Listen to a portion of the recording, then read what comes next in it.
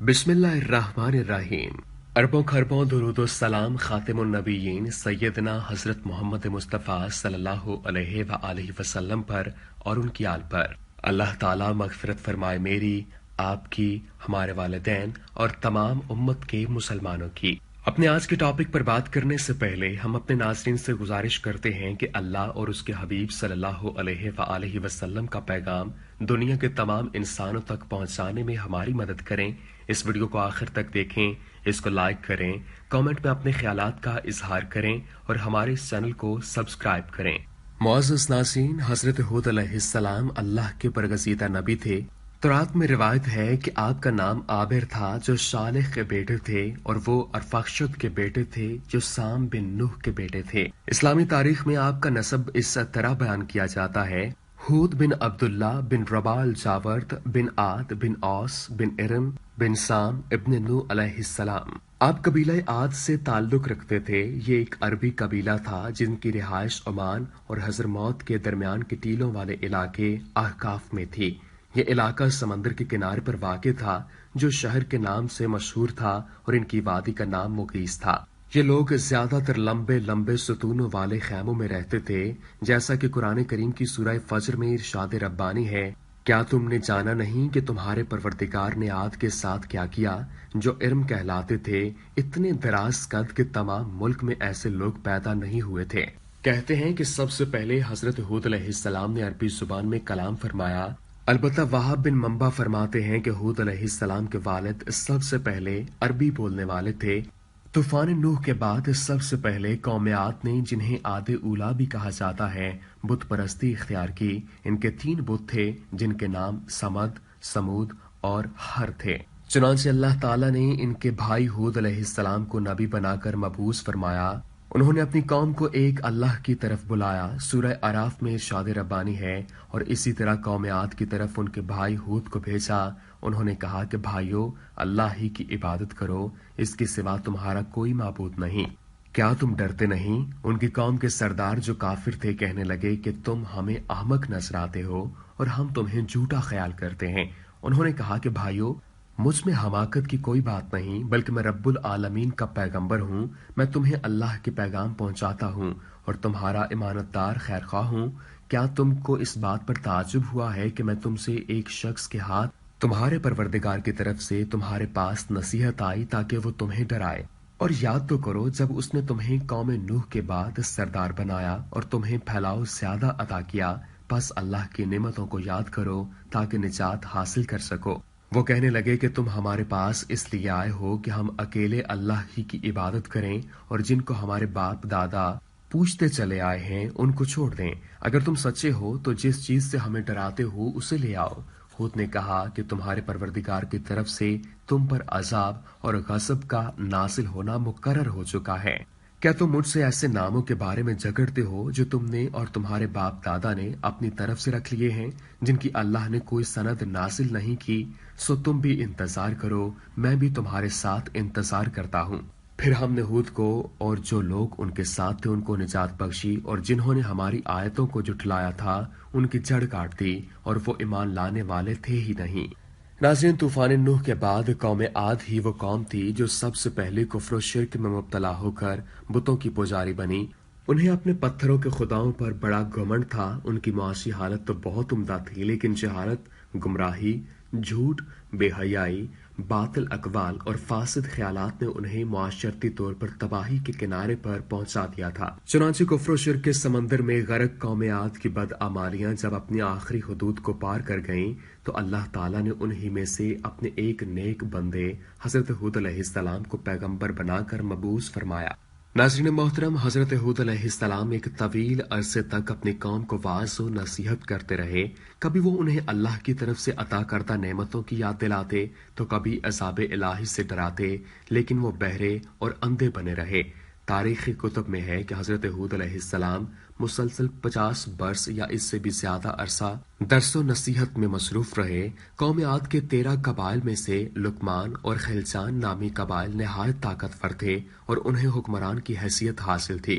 हजरत हुद अलैहिस्सलाम ने जब दावत हक दी और कुफ्र शिर्क छोड़कर एक अल्लाह की बंदगी की तरफ बुलवाया, تو لقمان قبیلے نے سخت مزاحمت کی اور حضرت حود علیہ السلام کے دشمن ہو گئے۔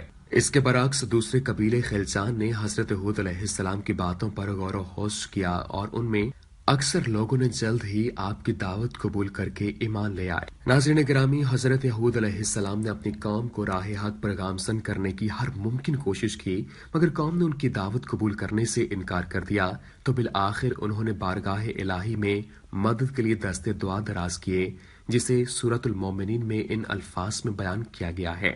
نبی نے دعا کی کہ اے پروردگار، انہوں نے مجھے جھوٹا کہا ہے پر تو میری مدد فرما۔ اللہ نے اپنے نبی کی فریاد کے جواب میں فرمایا، اے نبی، یہ بہت جلد اپنے کیے پر پچھتانے لگیں گے۔ ناظرین محترم، اللہ تعالیٰ نے اپنے نبی کی دعا قبول فرمائی اور قوم عاد پر عذاب کی ابتدا ہو گئی۔ بادلوں کے فرشتے کو حکم دیا کہ اب بارش نہ برسائی جائے، چشموں کے فرشتے کو حکم دیا کہ ان کے ٹھنڈے میٹھے اور شفاف پانی سے لبریز چشموں اور آبشاروں کو خشک کر دو۔ چنانچہ دیکھتے ہی دیکھتے ان کے سرسبز و شاداب کھیت کھلیان سوکھنے لگے اور مویشی مرنے لگے، یہاں تک کہ لوگ پینے کے پانی کو ترسنے لگے۔ کثیر تعداد میں پیدا ہونے والے پھل اور اناج ناپید ہو گئے۔ پوری قوم خشک سالی کا شکار ہو کر بدحال اور پریشان ہو گئی۔ یہ سلسلہ مسلسل 3 سال تک جاری رہا۔ حضرت حود علیہ السلام سے اپنی قوم کی یہ پریشانی دیکھی نہ جاتی تھی۔ آپ علیہ السلام بہت افسردہ اور پریشان رہے تھے، اور پھر ایک دن انہوں نے اپنی قوم سے فرمایا، اے میری قوم کے لوگوں، تم اپنے پالنے والے سے بخشش مانگو، اس کے آگے توبہ و استغفار کرو، وہ تم پر آسمان سے موسلادھار می برسائے گا اور تمہاری طاقت و قوت میں اضافہ فرمائے گا، اور دیکھو گناہگار بن کر روگردانی نہ کرو۔ ناظرین، قرآن کریم اور احادیث مبارکہ میں توبہ و استغفار کے بڑے فوائد بیان کیے گئے ہیں۔ ابن ماجہ اور ابو داؤد میں حدیث مبارکہ ہے کہ جو پابندی سے استغفار کرتا ہے، اللہ تعالیٰ اس کے لیے ہر فکر سے کشادگی اور ہر تنگی سے راستہ بنا دیتا ہے، اور اسے ایسی جگہ سے روزی دیتا ہے جو اس کے وہم و گماں میں بھی نہیں ہوتی۔ بہرحال حضرت حود علیہ السلام کے لاکھ سمجھانے کے باوجود اس قوم پر کوئی اثر نہ ہوا، بلکہ انہوں نے نہایت ڈٹائی کا مظاہرہ کرتے ہوئے کہا کہ ہم محض تیرے کہنے پر اپنے آباء و اجداد کے اور اپنے ان معبودوں کو کیوں چھوڑ دیں۔ قرآن کریم کی سورہ ہود میں اسے یوں بیان کیا گیا ہے، اے ہود، تم ہمارے پاس کوئی دلیل تو لائے نہیں، اور ہم صرف تمہارے کہنے سے نہ اپنے معبودوں کو چھوڑنے والے ہیں اور نہ تم پر ایمان لانے والے، بلکہ ہم تو یہ سمجھتے ہیں کہ ہمارے کسی معبود نے تمہیں آصیب زدہ دیوانہ کر دیا ہے۔ ناظرین محترم، عذاب الہی کے ابتدائی مراحل ہی میں خشک سالی نے قوم عاد کی حالت ابتر کر دی، چنانچہ ان کے سرداروں اور دانشوروں نے اس سے نجات پانے کے لیے مختلف تدابیر پر غور و خوض شروع کر دیا۔ یہ بات بڑی حیران کن ہے کہ پچھلی قوموں کو جب کبھی کوئی مشکل آ گھیرتی تو وہ اس سے نجات کے لیے حجاز مقدس کا سفر کرتے اور بیت اللہ شریف میں جا کر اللہ کے حضور آہوزاری کرتے، یعنی کافر قومیں بھی اس حقیقت کو تسلیم کرتی تھیں کہ اس ارض و سما میں ایک اللہ فانی قوت موجود ہے۔ لیکن اس کے باوجود جب نبی اور رسول یہ بات کہتے تو ان کی عقلوں پر پردہ پڑ جاتا۔ قوم عاد کے سرداروں نے بھی یہی فیصلہ کیا کہ قوم کے سرکردہ افراد بیت اللہ شریف جا کر ان دیکھے خدا کے سامنے فریاد کریں۔ چنانچہ مختلف قبائل کے سرداروں اور دیگر اہم افراد پر مشتمل 70 افراد کا ایک وفد حجاز مقدس روانہ ہوا۔ اس زمانے میں مکہ مکرمہ پر قوم امالیک کی حکمرانی تھی، جس کا سردار معاویہ بن بکر تھا۔ معاویہ کی والدہ قوم عاد سے تعلق رکھتی تھی، ویسے بھی معاویہ بن بکر قوم عاد کی شان و شوکت سے بڑا مرعوب تھا، چنانچہ اس نے وفد کی بڑی خاطر مدارت کی اور اسے بڑے عزت و احترام سے اپنے یہاں ٹھہرایا۔ ناظرین گرامی، طبری کی روایت ہے کہ اس وفد میں 2 افراد مرشد بن سعد اور لقمان بن لکیم صاحب ایمان اور حضرت حود علیہ السلام کے پیروکار تھے۔ غالباً ان کا تعلق قبیلہ خلچان سے ہوگا۔ ان دونوں کے علاوہ باقی سب کافر اور بت پرست تھے۔ معاویہ نے ان کے اعزاز میں رقص و سرود کی محافل کا اہتمام کیا اور تقریباً 1 ماہ تک یہ لوگ اپنے آنے کا مقصد فراموش کر کے عیش و عشرت اور شراب و شباب کی محافل میں مدہوش رہے۔ جب ان کا قیام طویل ہو گیا تو معاویہ بن بکر کو ان کے واپس جانے کی فکر لاحق ہوئی۔ کافی سوچ بچار کے بعد اس نے ناچنے گانے والیوں کے ذریعے چند اشعار کی صورت میں انہیں ان کے آنے کے مقصد کی یاد دہانی کروائی، جس پر وفد کو ہوش آیا۔ تاریخی کتب میں درج ہے کہ اس موقع پر وفد میں شامل مرشد اور لقمان نے ایک بار پھر انہیں سمجھانے کی کوشش کی کہ جو کچھ حضرت حود علیہ السلام کہتے ہیں اس پر ایمان لے آؤ، لیکن وہ نہ مانے۔ ناظرین گرامی، قومیات کا وفد بیت اللہ شریف گیا اور بارش کی دعائیں مانگنا شروع کر دیں۔